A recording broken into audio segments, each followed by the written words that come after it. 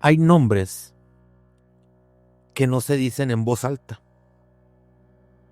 no porque estén prohibidos, sino porque algo parece escuchar cuando los pronuncias.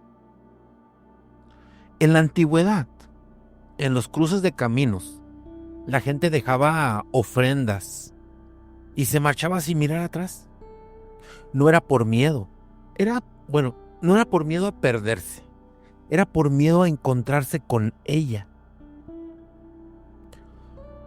Hoy vamos a hablar de Hécate, la diosa de las encrucijadas, la de las tres caras, la que observa el pasado, el presente y lo que aún no ha ocurrido. Así que acompáñame y, como siempre, escribamos juntos una página más en este diario paranormal.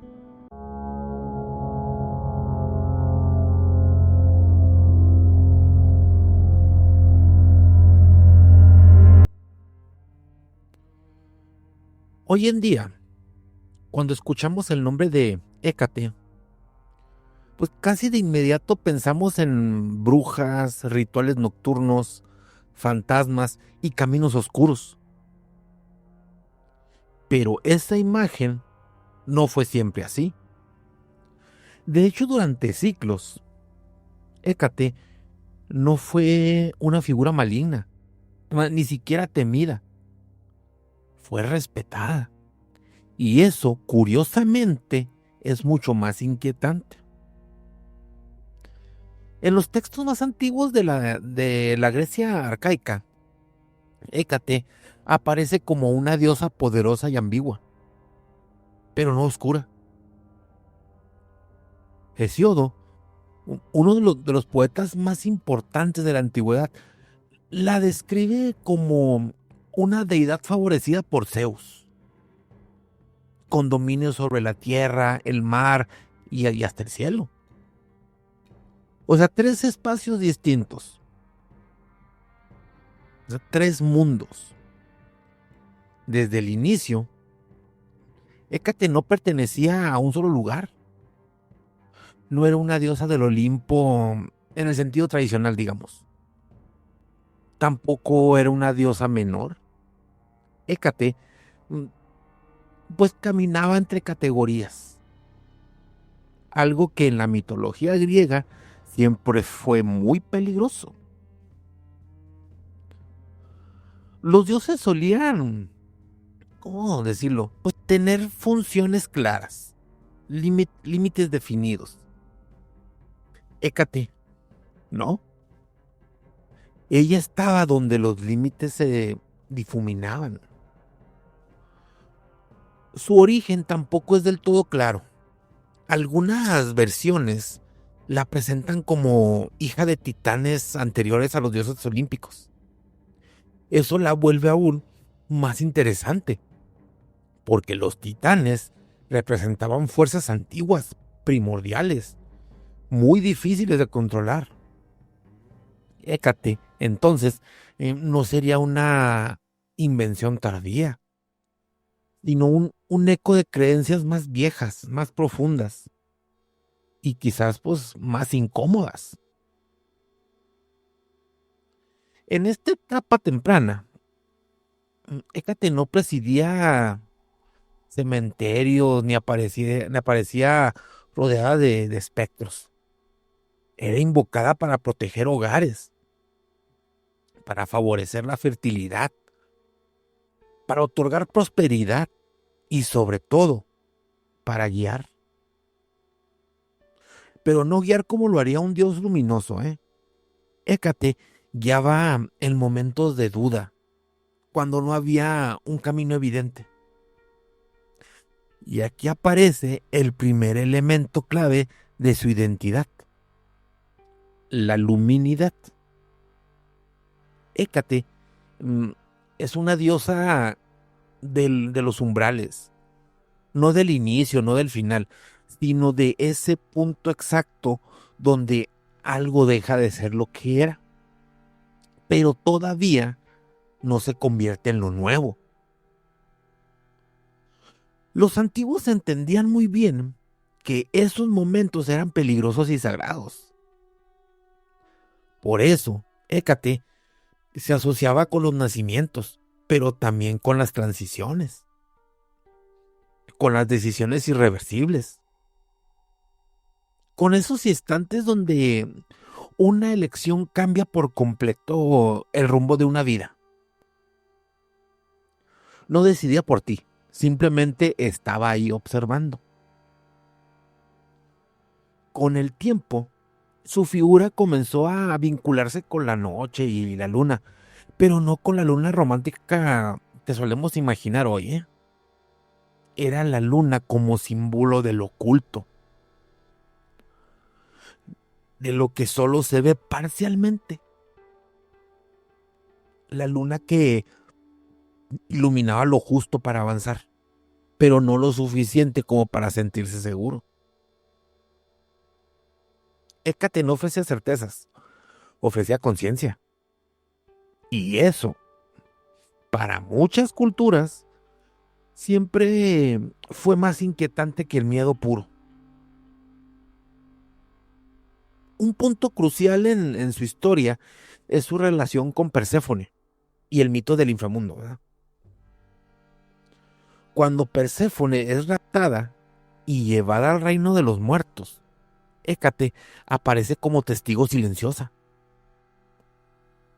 No intenta impedirlo, mas no castiga, observa, acompaña. Y luego se convierte en guía entre ambos mundos.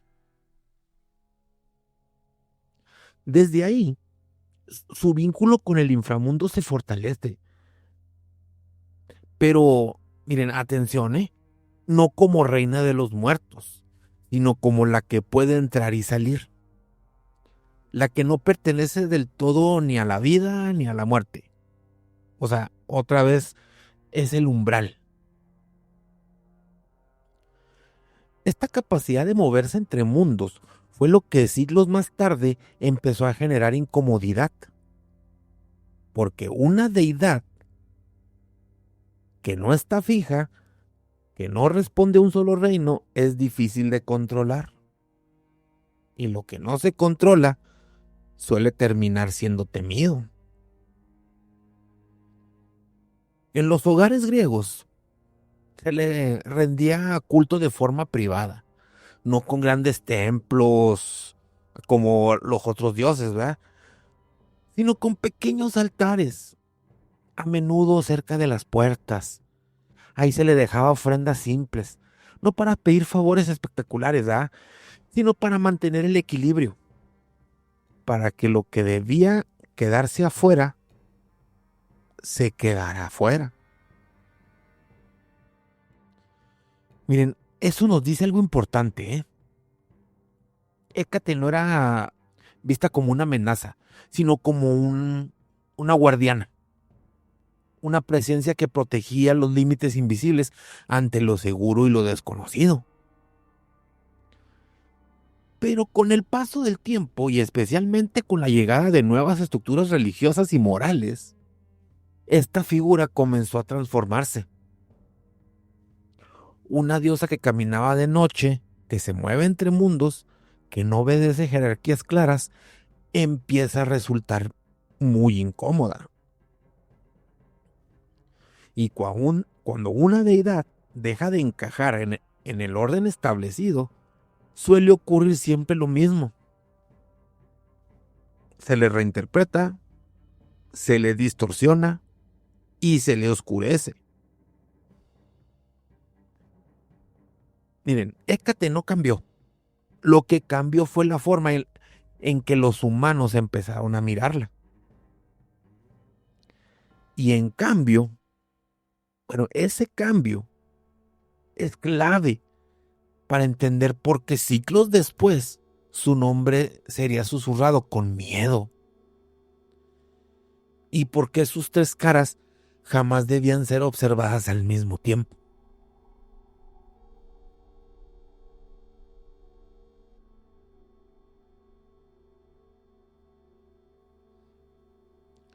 Si hubo algo que terminó de sellar la fama inquietante de Hécate, no fue la noche, más ni la brujería, ni siquiera su relación con el inframundo.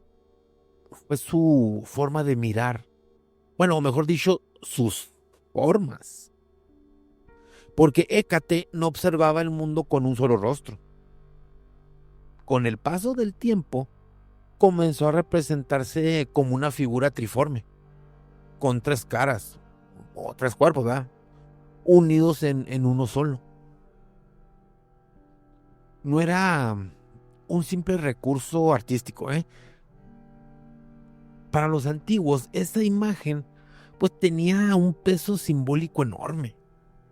Ver a Hécate así no era una bendición, era una advertencia. Las estatuas más antiguas la muestran mirando en tres direcciones distintas, generalmente colocadas en cruces de caminos. No al azar, ¿eh? Cada rostro vigilaba una posibilidad. Cada mirada custodiaba un destino distinto. Y estar en medio significaba algo muy claro. Habías llegado a un punto sin retorno.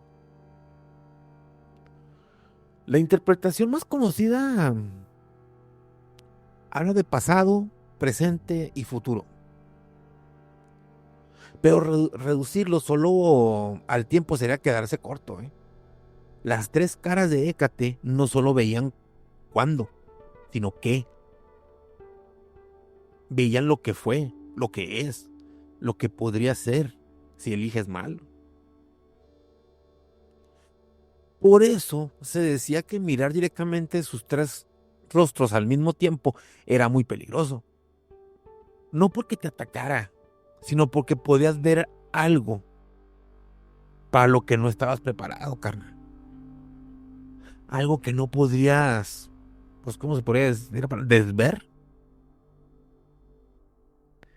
En muchas tradiciones antiguas, el conocimiento total no era deseable, ¿eh?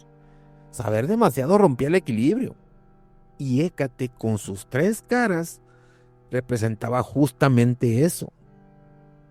La conciencia completa de una decisión.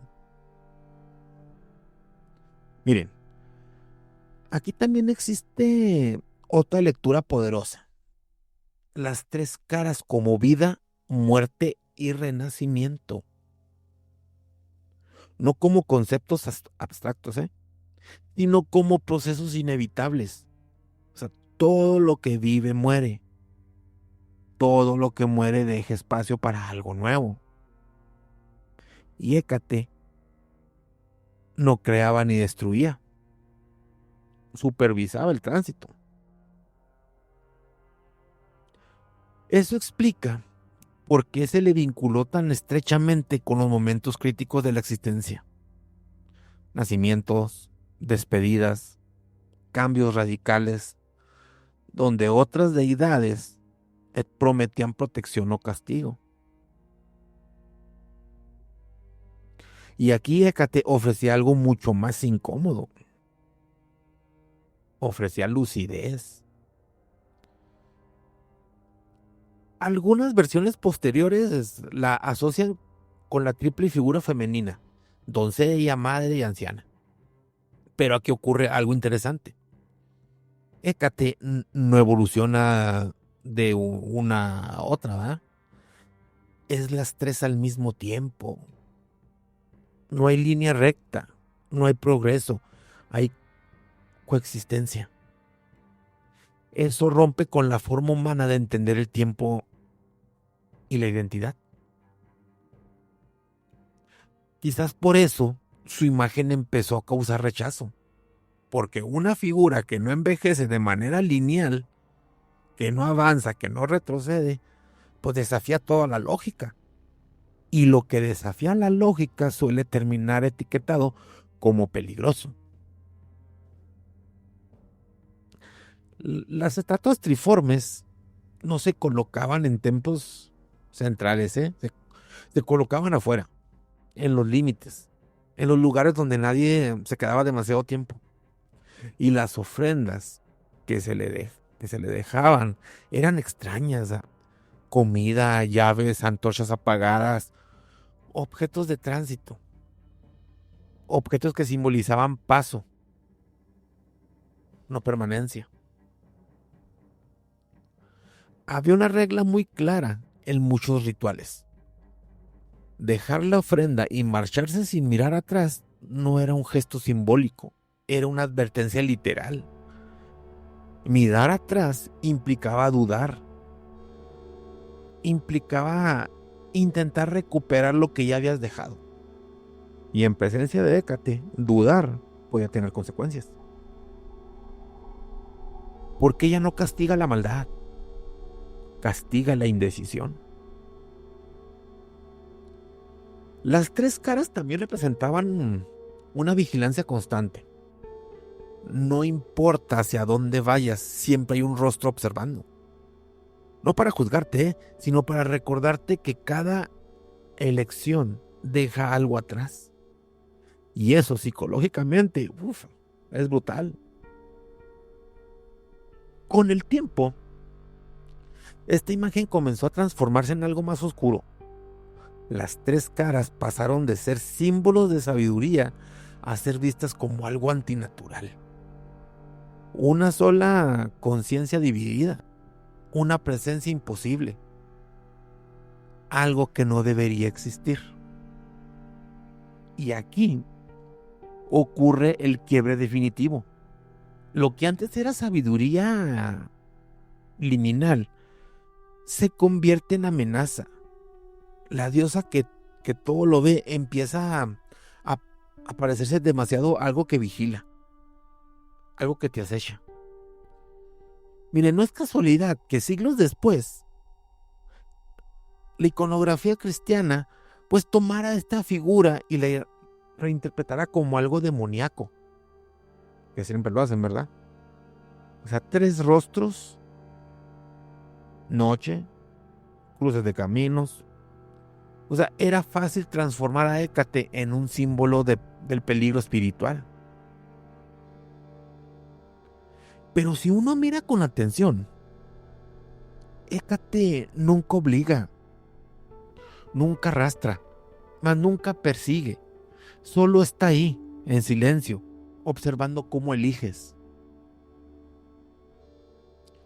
Y tal vez esa sea la razón por la que sus tres caras siguen incomodando hoy, porque nos recuerdan algo que preferimos olvidar. Que no todas las decisiones tienen marcha atrás, que no todos los caminos llevan a un final feliz, y que hay momentos en los que saber demasiado no es una ventaja. Miren, en el próximo bloquecito vamos a entrar al lugar donde esas tres miradas se encuentran, un sitio donde ningún camino es natural, o sea, las encrucijadas. Y ahí la figura de Hécate deja ser simbólica para volverse ritual.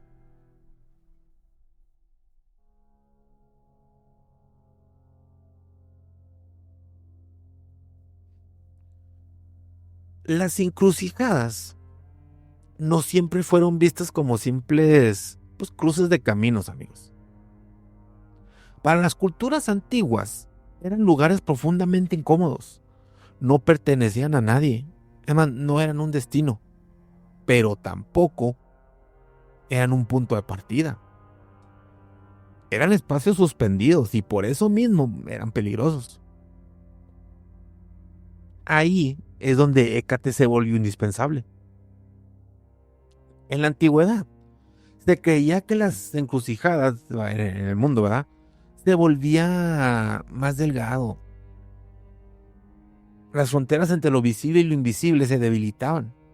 No era casualidad que los viajeros se detuvieran ahí, o sea, que duraran, que sintieran una especie de tensión difícil de explicar. Las decisiones importantes rara vez se tomaban en lugares cómodos. Hécate no reinaba las encrucijadas como una dueña autoritaria. Las habitaba. Era la presencia que hacía evidente que no todos los caminos eran iguales y que elegir uno implicaba renunciar a los demás. Y todo esto en un mundo antiguo, donde el destino tenía un peso real. Y eso no era un detalle menor. Por eso, durante muchos siglos, se le dejaron ofrendas conocidas como Deipna, que eran una especie de comidas sencillas, ¿va? Pan, huevo, pescado, etcétera, etcétera. Colocadas al anochecer. No se pedía nada en concreto, ¿eh? El gesto era preventivo, ¿va? En una forma de decir. ¿Cómo se diría? Reconozco el límite, respeto el cruce, sigo mi camino. Había una norma inquebrantable. Quien dejaba la ofrenda no debía mirar atrás. Mirar atrás significaba desafiar el equilibrio del lugar. Significaba querer comprobar si alguien había aceptado el gesto. Y en presencia de Hécate, comprobar era una falta de respeto. Con el tiempo, estas prácticas empezaron a incomodar a las nuevas estructuras religiosas. Una diosa sin templo central, venerada de noche, asociada a decisiones personales y rituales privados. O sea, era difícil de encajar. Y lo que no se puede integrar se transforma en una amenaza. Y así, amigos, empezó la metamorfosis. Hécate pasó de ser guardiana a ser sospechosa, de observadora a ser vista como instigadora, yo diría. Las encrucijadas dejaron de ser lugares de conciencia para convertirse en escenarios de miedo, y la figura que las habitaba pues, se volvió oscura. Durante la Edad Media, esta transformación se intensificó. Las encrucijadas empezaron a asociarse con pactos, con apariciones, con fuerzas prohibidas. Y Hécate, por herencia simbólica, pues terminó vinculada a la brujería.